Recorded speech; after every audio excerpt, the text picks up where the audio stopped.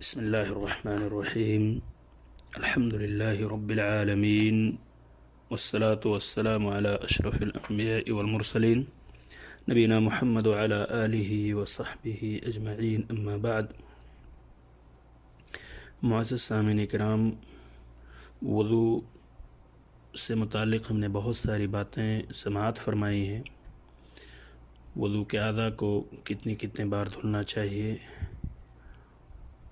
اور اسی طرح ہم نے وضو سے متعلق یا وضو کرتے ہوئے ناک میں پانی کس طرح ڈالنا چاہیے، ہاتھ پاؤں کی انگلیوں اور داڑھی کا خلال، اس کے بارے میں بھی باتیں ہم نے سماعت فرمائی. سر کے مسح کی باتیں بھی آپ تک پہنچ چکی ہیں، اور یہ بھی آپ سماعت فرما چکے ہیں کہ گردن کا مسح کرنا یہ ثابت نہیں ہے، یہ قطعی طور پہ غلط چیز ہے. سر کے مسح کا مسنون طریقہ کیا ہے، یہ ساری باتیں آپ کے سامنے پیش کی جا چکی ہیں. آج ہم بتائیں گے کہ سر کے مسح کے ساتھ کانوں کا مسح بھی ضروری ہے، اور مسئلہ نمبر 35 کے بعد یہ 36 میں کانوں کے مسح کا مسنون طریقہ کیا ہے. تو صاحب کتاب نے کانوں کے مسح کے مسنون طریقے کے بارے میں ابو داؤد نسائی کے اندر مروی ایک حدیث کا تذکرہ کیا ہے، جسے ابن خزیمہ نے صحیح قرار دیا ہے. فعن عبد الله ابن عمرو رضی اللہ عنہما فی صفة الوضوء قال ثم مسح رسول الله صلی اللہ علیہ وسلم برأسه وأدخل إصبعيه السبابتين في أذنيه ومسح بإبهاميه على ظاهر أذنيه. رواہ ابو داؤد والنسائی وصححہ ابن خزیمہ.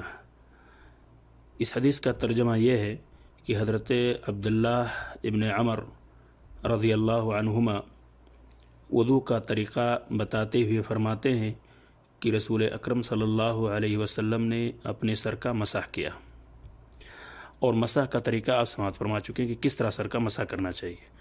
تو انہوں نے اپنے سر کا مسح کیا، یعنی رسول اکرم صلی اللہ علیہ وسلم نے اپنے سر کا مسح کیا اور اپنی شہادت کی انگلیوں کو کانوں میں داخل کیا. نیز وَمَسَحَ بِإِبْهَامَيْهِ عَلَى ظَاهِرِ أُذْنَيْهِ، نیز اپنے انگوٹھوں سے کانوں کے باہر والے حصے کا مسح کیا. تو یہ حدیث ہمیں اس بات کی طرف ابھارتی ہے اور ہمارے لیے اس بات کی وضاحت کرتی ہے کہ کانوں کا مسح کرنا چاہیے، اور یہ ایک ضروری چیز ہے، اور ہمیں ویسے ہی کرنا چاہیے جس طرح اللہ کے رسول صلی اللہ علیہ وسلم نے اس حدیث کے اندر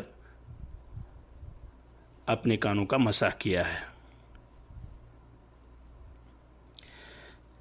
آنے والے درس میں انشاءاللہ وضو کے اعضاء میں سے اگر کوئی جگہ خشک رہ جائے تو اس سلسلے میں کیا حکم ہے اور ہمیں کس طرح احتیاط کرنا چاہیے، انشاءاللہ اس مسئلے کا تذکرہ کیا جائے گا. السلام علیکم ورحمۃ اللہ وبرکاتہ.